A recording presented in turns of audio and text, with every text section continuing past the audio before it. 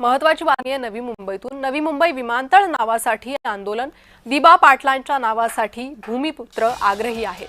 पनवेलच्या काळभैरव मंदिर परिसरात निषेध आंदोलन सुरू आहे। आपलं भविष्य आपणच घडवू, अस्तित्वासाठी संघटित हो, आंदोलकांकडून नारेबाजी करत निषेध व्यक्त करण्यात येतोय। एकीकडे नवी मुंबई विमानतळावरून पहिलं उड्डाण हे आज झालेलं आहे, तर दुसरीकडे अद्यापही नामकरणासंदर्भातला प्रश्न हा प्रलंबित आहे। त्यामुळेच भूमिपुत्र आक्रमक झालेले आहे, नाराजी व्यक्त केलेली आहे भूमिपुत्रांनी आणि नारेबाजी करत हे आंदोलन निषेध व्यक्त करतात। नवी मुंबई विमानतळ नावासाठी आंदोलन सुरू झालेलं आहे। दिबा पाटलांच्या नावासाठी भूमिपुत्र आग्रही आहे आणि भूमिपुत्र आता आंदोलनात उतरलेले आहे। पनवेलच्या काळभैरव मंदिर परिसरात निषेध आंदोलन करण्यात येत आहे। आपलं भविष्य आपणच घडवू, अस्तित्वासाठी संघटित हो, अशी घोषणाबाजी।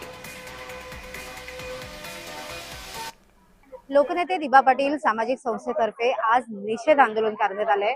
आपण पनवेलमध्ये आहोत। पनवेलमधील चिंचपाडा येथे हे निषेध आंदोलन करण्यात आलेलं आहे।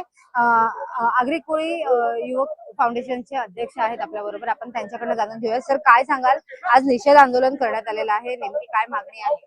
मागणी कायम एकच मागणी राहिलेली आहे। नवी मुंबई आंतरराष्ट्रीय विमानतळाला लोकनेते दिबा पाटील साहेबांचं नाव द्यावं। राज्य सरकारने प्रोसेस करून केंद्राकडे पाठवले, 3 वर्ष प्रलंबित आहे। मागे 2.5-3 महिन्यापूर्वी सुद्धा सन्माननीय मुख्यमंत्र्यांनी आश्वासित केलं होतं विमान उडण्याआधी नाव लागेल। अनेकदा भाषणांमधनं त्यांनी सांगितलं होतं विमान उडण्याआधी ते नाव लागेल, मात्र आज विमान उडालेलं आहे पण नाव मात्र लागलेलं नाही। आणि या गोष्टीचा रोष, या बाबतीतला जो निषेध आहे तो नोंदवण्यासाठी आज भूमिपुत्र जे आहेत मोठ्या संख्येने आज चिंचपाडा येथे जमले होते।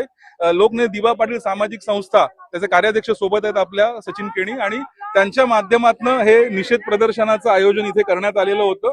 आचारसंहिता आहे तरी सुद्धा वेगवेगळ्या भागातून कार्यकर्ते इथे उपस्थित राहून प्रतिकात्मक आमचा जो निषेध आहे इथे नोंदवला गेलेला आहे। इथे एक एक कार्यकर्ता किमान 1000 लोकांच्या बरोबरचा आहे, त्यामुळे त्यांच्या वतीने हा निषेध इथे आम्ही नोंदवलेला आहे। आम्ही शांत बसणार नाही आहोत।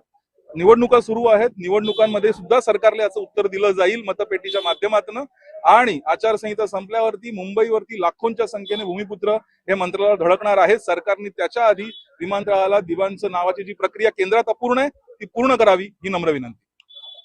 नक्कीच विमानतळाला लोकनेते दिबा पाटील यांचं नाव देण्यात यावं, अन्यथा उग्र आंदोलन करण्याचा इशारा जो आहे तो भूमिपुत्रांनी व्यक्त केला आहे। कविता लोखंडे, जय महाराष्ट्र, नवी मुंबई।